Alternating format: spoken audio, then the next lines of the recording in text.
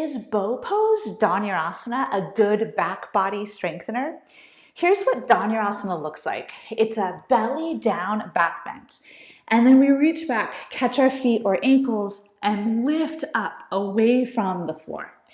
So I put up a post in which I talked about how traditional yoga doesn't include a lot of opportunities for significantly targeting or potentially strengthening the back body. And then I featured a variation of Purvottanasana that I thought was a good choice for targeting the back body. This is Purvottanasana. Now, on the post, some people commented with other yoga poses that they thought were also back body strengtheners. And one pose that was mentioned multiple times was Dhanurasana bow pose. So my question is Dhanurasana a good pose for back body strengthening?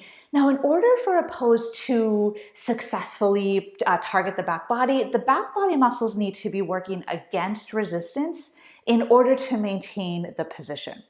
So a good example of that is Shalabhasana, which is another belly down back bend, where we lift up away from the floor. And in Shalabhasana pose, basically my whole back body is engaged in order to lift me up away from the floor. And if those muscles weren't working, I would come back down to the floor. Now with Dhanurasana, it's actually different because I've reached back and I catch my feet here. So by doing that, I've changed the mechanics involved in the pose. And my posterior chain is no longer super active in order to hold me up away from the floor. What's holding me instead is my arms hanging onto my lower legs. So I'm kind of propped in the position via the grip of my hands on my legs, and that's what's holding me there. It's not so much the back body lifting me away from the floor. So I can see why it's a little confusing why you would think, because it is an uplifted shape away from the floor, so it's easy to think, oh, that's back body strengthening. But what's really propping me here is this.